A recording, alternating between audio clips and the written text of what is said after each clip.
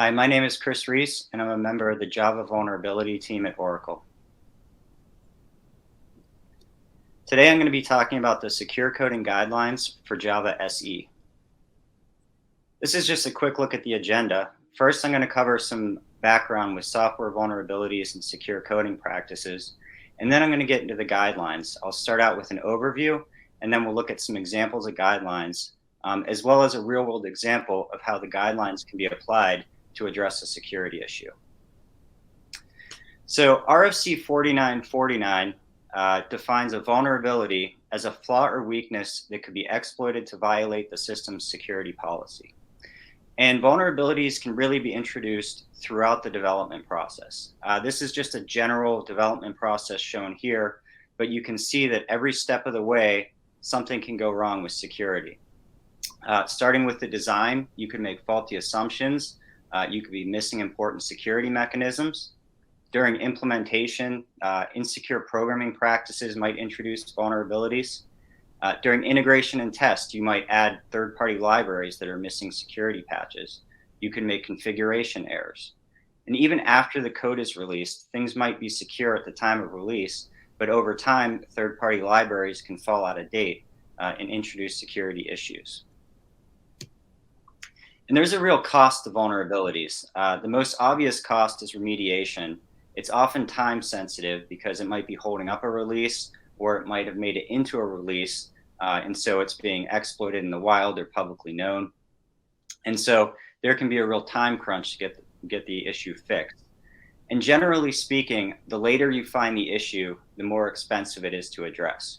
So you can imagine if you find a design level issue while you're still at the design stage, then it's relatively easy to fix and move on. But if you find that design issue after the code has been released, then you need to fix the design, re-implement it, rebuild and test it, and re-release it. And all of that adds to the cost. And if it does make it into the final release, you might need intermediate response before you can get the patch out. So you might need to put some mitigating controls in, maybe some web app firewall rules or reconfigurations. You might need a detection mechanism to detect attacks against the issue. And if there is a successful attack, there will be a cost associated with incident response. And all of this has a potential effect on the reputation of the organization or the software project. You can imagine if a project has a lot of vulnerabilities, it might deter users from using it. Or if they're constantly having to update it for critical security issues, they might move away from it. So just as vulnerabilities can be introduced throughout the development process, it's important to consider security throughout the process as well. Even before you start, there should be security training to learn secure coding practices. And this should really be ongoing as well, since new trends can develop, new types of attacks, new threats, and it's also just good to refresh everyone's memory. Now, while you're designing the code, you might take a more informal approach and just try to think about how security issues could exist in that design, how it might be attacked. Or you could take a little bit more involved approach and follow a process like threat modeling, or develop misuse cases along with your use cases. If you're using user stories to drive your development, maybe you want to introduce some malicious or bad user stories to think about how an attacker might abuse a certain component or feature. During implementation, for the more security sensitive parts of your code, you might want to manually review it for security issues. And for all of your code, you can leverage automated static analysis tools. So just as an example of that, some static analysis tools are available as IDE plugins. And that way you can identify the vulnerability shortly after it's been introduced to reduce the cost of fixing it. During integration and testing, you can run dependency checkers to make sure all your dependencies are up to date. You can run the same types of static analysis tools that you use during implementation. And you also want to consider security during your runtime testing. You'll probably have some functional testing at this point, but you also want to look for security issues. And that can look very different depending on the type of application that you're developing. If you're developing a web application, there are web application scanners. Same thing with web services. If you're implementing a protocol or a file format, You might be able to leverage fuzzers to check for security issues with your parser or implementation. So depending on what you're developing, it might look different, but it's important to consider security during your testing process. And finally, after the code is deployed, you want to do some sort of ongoing security as well. Some periodic vulnerability scanning, some monitoring for security issues that might be discovered and leveraged by attackers before you even know about it. Web app firewall rules might help to protect against any attacks that you're not expecting as well. Dependency patching is an ongoing process. You obviously want everything to be patched at the time of release or deployment, but you need to periodically make sure that the dependencies aren't missing any critical security patches that came out after release. And lastly, you want to have a vulnerability remediation plan in place before anything happens, so that you're not figuring it out on the fly the first time an attacker finds an issue and exploits it in your released code, or responsible third party discloses it to you. You want to basically know how you're going to handle that ahead of time, so that you don't have to figure it out as you go the first time. And this whole process can look very different based on your approach to software development. If you have more frequent releases, you're probably going to be leveraging automation more, and you're probably just going to be doing the more resource intensive tasks for more important features or components, or maybe just periodically. But regardless of what your development process looks like, security needs to be considered at every step of it. And these are just some secure coding resources. First is the Secure Coding Guidelines for Java SE, which we're going to talk more about later on. This is available online on Oracle's website. I'll actually show the URL for it in a few slides, but it might be easier to find under the Java Security Resource Center page. Next, Carnegie Mellon's Software Engineering Institute has a Computer Emergency Response Team, or CERT, that publishes some very good secure coding resources. They have the Oracle Secure Coding Guide, or Standard for Java, which is available both as a book and online as a wiki. And they also have coding standards for other languages as well, like C and C++. They also have a printed book called Java Coding Guidelines, which has some good security information in it as well. And lastly, we have vulnerability lists. So the Open Web App Security Project publishes a top 10 list, and SANS has a similar top 25 list. And these are basically the most common types of security issues in software. These lists are kept up to date. They're periodically updated based on new trends, but they can be a good starting point for what to look for in your applications, because those are the most common issues being seen by these groups. And then lastly, MITRE has a Common Weakness Enumeration, or CWE, which lists different categories or types of vulnerabilities. So that can be useful to learn about those categories of vulnerabilities. It also has other uses. For example, when you start finding security issues in your code, you can figure out which CWE issues are related to them, and then you can start to see trends over time. Maybe there's certain types of issues that you need to increase training around, or add tools to identify earlier in the process. So the CWE has a lot of different uses. So the Secure Coding Guidelines for Java SE, as I mentioned, it's available online. It's really intended to apply general secure coding guidelines to Java. So it focuses on guidelines that are either unique to Java or that are especially relevant to Java. So it's not really meant to be a comprehensive secure programming guide. It doesn't get down to the level of, here's how you securely access a file or open a network connection. There are plenty of good resources for that type of thing, such as the CERT resources I mentioned a few slides ago. It's also not intended to be a programming tutorial. So there will be some code samples of things to look out for and how to do things securely in the guidelines, but it's not really meant to teach how to write code.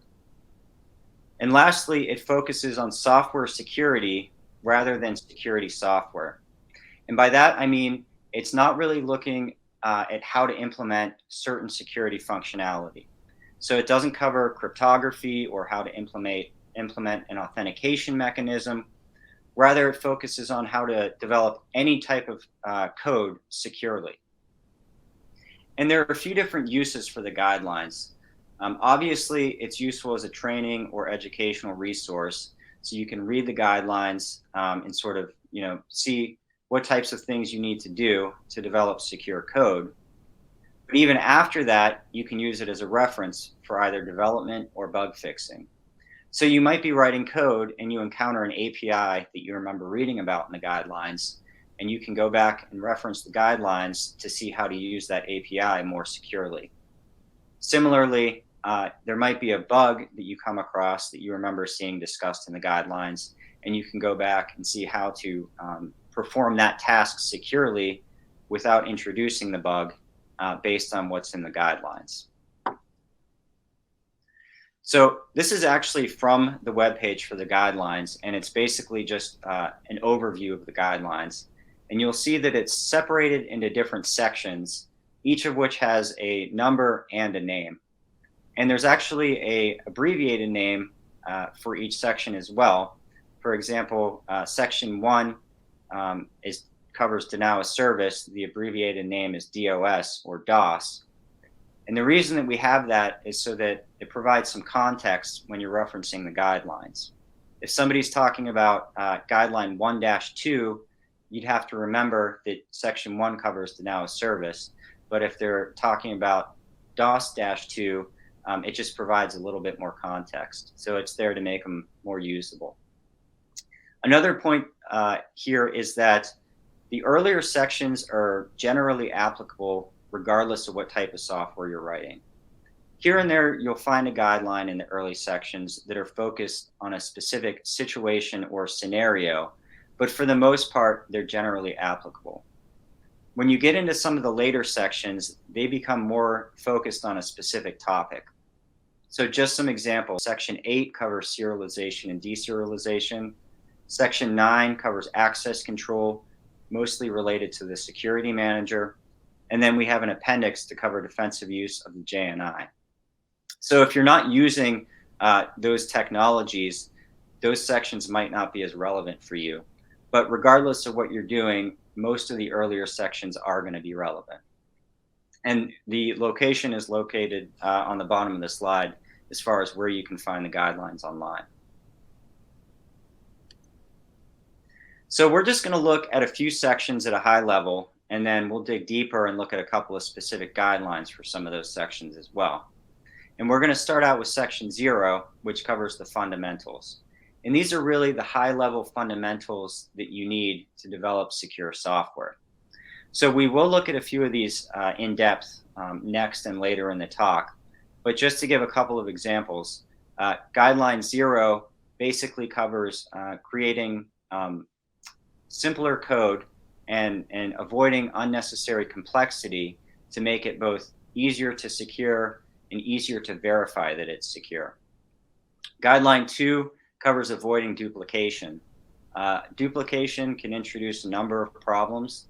First of all, from the maintainability standpoint, if you do have a security bug in the duplicated code, you have to go and find every instance and fix every instance. And that can lead to instances being overlooked and incomplete fixes. The other aspect of it is those pieces of duplicate code can fall out of sync over time, and sometimes the discrepancies between them can actually introduce security issues. So it's best to avoid duplicate code. So now we're going to take a closer look at Fundamentals-8, which is the last guideline from the Fundamentals section, and that covers securing third-party code. So you can have the most secure development process in the world, but if you introduce vulnerable third-party code, it can really undermine that whole process. So there's several different aspects to securing third-party code. The most obvious is patching. You want to apply security updates in a timely manner whenever they're available from the third party. And sometimes this can be tricky because for the dependencies you're using, it's easy to keep them up to date. But sometimes you have dependencies of dependencies, or sometimes a dependency will have another dependency bundled inside of it, potentially even renamed. So it can be more difficult to identify those sort of buried dependencies. And for this reason, it's best to leverage automated tools for this process. They really do the best job at scanning everything and finding those dependencies that you might not be aware of. Secondly, following security best practices for a library or a framework is important. So you need to understand the security model of that dependency. Maybe there's security configurations that you can make to make it more safe. Maybe there's certain ways of using the APIs from a library that are safer than others. Maybe using them in certain ways will open you up to attacks. So you really need to be aware of all this to make sure that you're not introducing any security issues with the dependencies that you're using. And lastly, as sort of an ongoing thing, you want to track that dependency, first of all, for updates. Secondly, just to make sure it's still supported and that it hasn't been end of life or the project abandoned. And then lastly, you also want to periodically review the security state of the art for that dependency. So sometimes new attack methods will be developed for a certain framework. And so it's important to be aware of those and see what things you can do to make those attacks ineffective against your project. Also, over time, they might introduce more secure options for the library or framework, and they might not be enabled by default for compatibility reasons. But if you're aware of them, then you can sort of opt into them and use that dependency more securely. So next, we'll take a quick look at the denial of service section, which is section 1. And these are really important if you're developing a service or a long-running system or software that needs to reliably perform a task. So you need to be aware of things like excess resource consumption that can degrade performance or even cause a crash. And these types of things are covered in this section. So just to look at an example of that, we have DOS-4, which covers robust error and exception handling for services. So exceptions can happen for a variety of reasons. You can have malformed input into an API. You could have a logic error in the code. You might have a misconfiguration of the application or the underlying system. You could even have an environmental failure. So you could have a disk become full, a network interface go down. The list goes on. And a lot of these things are really unforeseeable. And so there's two approaches you can take to handling these exceptions. The first is to catch it and address it somehow. There might be some corrective action, some cleanup, some logging, and then you can continue along. The other approach is to just propagate it. So you either do nothing and let it continue down the call stack, or you might catch the exception, rewrap it into another type of exception and throw that. As far as choosing an approach, there's a lot of situations where it makes sense for an application or library to just propagate the exception. There might be nothing it can do as far as corrective action. It might just be something that there's no way a library or application could possibly foresee it. But when you're implementing a long-running system, you really need to do more than that to ensure availability. So the first thing you want to do is define a policy of what to do for when those exceptions and errors reach the bottom of the call stack. So one example might be to discard the current unit of work, log the error, perform some resource cleanup, and continue on to the next unit of work. Exiting and restarting may be necessary if things are left in such a broken or corrupt state that it can't continue, but those situations are actually fairly rare. So the important thing is that you consider having a sort of a catch-all error handling at the bottom of the call stack so that you can prepare for these unexpected errors and exceptions and they don't affect the availability of your application. So next we're going to look at one more section, and that's serialization and deserialization. So, deserialization of untrusted data is inherently dangerous and should be avoided. That's written at the bottom of this slide. It's actually written in big red letters at the beginning of this section in the guidelines as well. It's very dangerous and should be avoided whenever possible. One alternative is to look for another representation of the data that you're trying to serialize and deserialize, but you have to be aware of any security implications with that representation as well. So, for example, maybe you decide to use JSON or XML instead, or use a library that uses one of those representations. There's still security considerations with those representations. So, if you do move to an alternative, you just need to make sure that you're taking those into account. But if you absolutely can't avoid deserializing untrusted data, then you're going to want to follow the steps in this section of the guidelines to do so more securely. So we're going to look at one example from this section, and we're actually going to do it by looking at code samples. And these code samples are from the serialization filtering documentation, so you can find them online. Serialization filters basically allow you to restrict what can be deserialized, and you can implement it either JVM wide or for a specific stream. You can basically use an allow list approach where you say only these classes can be deserialized, or you can use a block list approach where you say don't allow these classes to be deserialized and allow everything else, or you can use some combination of the two. So if you look at the first example on this slide, you'll see that we're saying don't allow example.somePackage.someClass to be deserialized, but allow everything else from that package to be deserialized, and then deny everything else. So nothing beyond that is allowed to be deserialized. It's really good to have this deny all approach at the end of the pattern, because it's difficult to foresee everything that can be abused in a deserialization attack. It's a lot easier to say that you know these classes are safe to deserialize and block everything else. You can also set resource limits with filters. So if you look at the second example, we're setting a maximum array size for arrays that are in the serialized data, as well as maximum depths and references for any graphs within the data that's serialized. And then lastly, you can do something completely custom where you just call into a filter method or class and let it decide what to do. And that's what we're doing in the last example by passing filter class date time filter to the set object input filter method. You can also install filters in several different ways. So in the first example, we're doing it through a Java security configuration file. So we're setting a security property that contains the filter in that file. In the second example, we're doing it on the command line by specifying a system property. And then in the third example, we're doing it programmatically for a specific stream. So there's a lot of flexibility and a lot of power within these filters, and they can be very effective at limiting what can be deserialized when you do in fact have to deserialize untrusted data.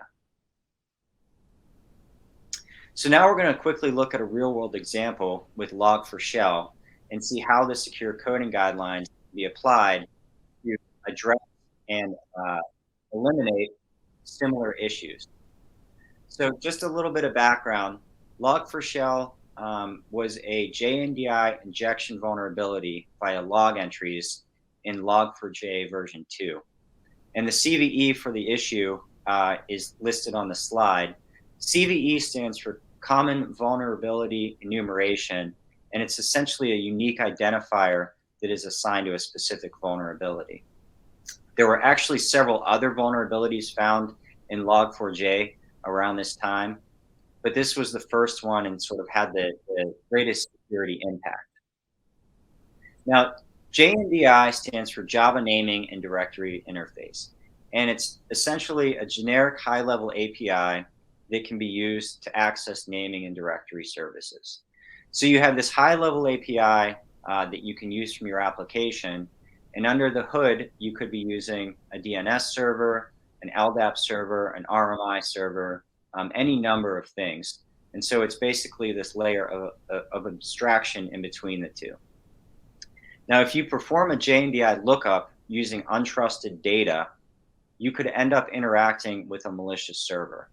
And that could be a malicious LDAP server or RMI server. And depending on what that server returns, it can have a security impact on the application performing the lookup.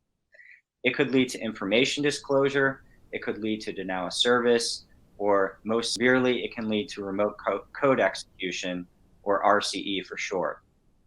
And for this reason, in guideline inject-8, we say to avoid performing JNDI lookups using untrusted data. Now, similar to the serialization section, we do have some guidance for the situations where it cannot be avoided. But again, it's best to avoid doing it in the first place. That's the safest approach. And so that's what we document in guideline inject-8. So that's a specific guideline that covers this type of issue. There's also some more general guidelines that are applicable for this, this issue. So Log4Shell was a so-called zero-day vulnerability, which means it was actively being exploited out on the internet before a patch was made available. So there are some things that you can do to protect yourself against 0 days. Specific issues can be addressed by workarounds, and you can have some general controls in place like intrusion prevention systems, web app firewalls, maybe do some application hardening. But there's always a chance that a vulnerability, a 0 day vulnerability, can lead to a compromise. And so it's best to restrict the privileges of your application to minimize the impact of that compromise. So this can be done at many different levels and in many different ways. Just a few examples: you can split up your application into different services based on the privilege levels that they need. So if part of your application needs elevated privileges, you put it in its own service. If part of it is doing something more dangerous, like parsing untrusted data, maybe you want to separate that out and run it with less privileges. And you could do this with containers. You can do this with operating system permissions and capabilities. There's many different ways to implement this depending on the architecture of your application. But in the end, you know, if you had a logging service, for example, and it got compromised, then maybe some of the more security sensitive parts of your apps and other services would not be affected in the case of Log4Shell. We already covered securing third-party code. It's worth pointing out again because Log4j, like I mentioned earlier, is bundled with a lot of different dependencies, oftentimes even renamed, so it's difficult to detect. And so there were some real challenges in finding vulnerable instances of the Log4j library. And again, the automated tools were the best approach for this.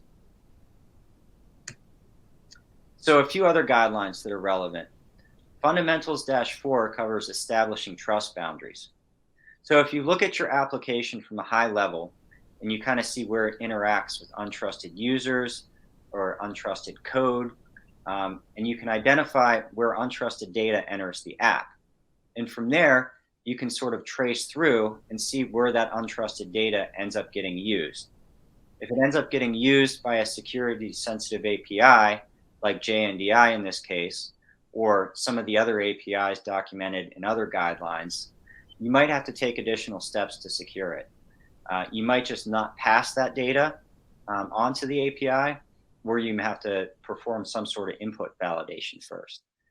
But by taking this first step of establishing trust boundaries, you can sort of figure out where all that untrusted data goes. The other benefit is that when you establish these boundaries, you can sort of map out where your attack surface is, and then you can try to shrink that attack surface as much as possible. And that's really limiting the scope of where vulnerabilities can be exposed in your application. And I mentioned input validation. Input-1 covers validating inputs. So for a lot of APIs, you're going to need to do something like escape, encode, or filter the data before passing it along to the API or for performing another security-sensitive task with it. Now, this wasn't the typical approach for Log4Shell or for JNDI injection in general.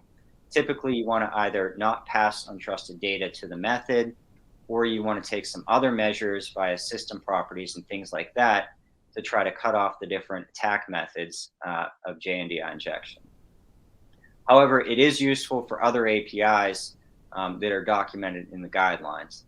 And it could be potentially useful for log data as well.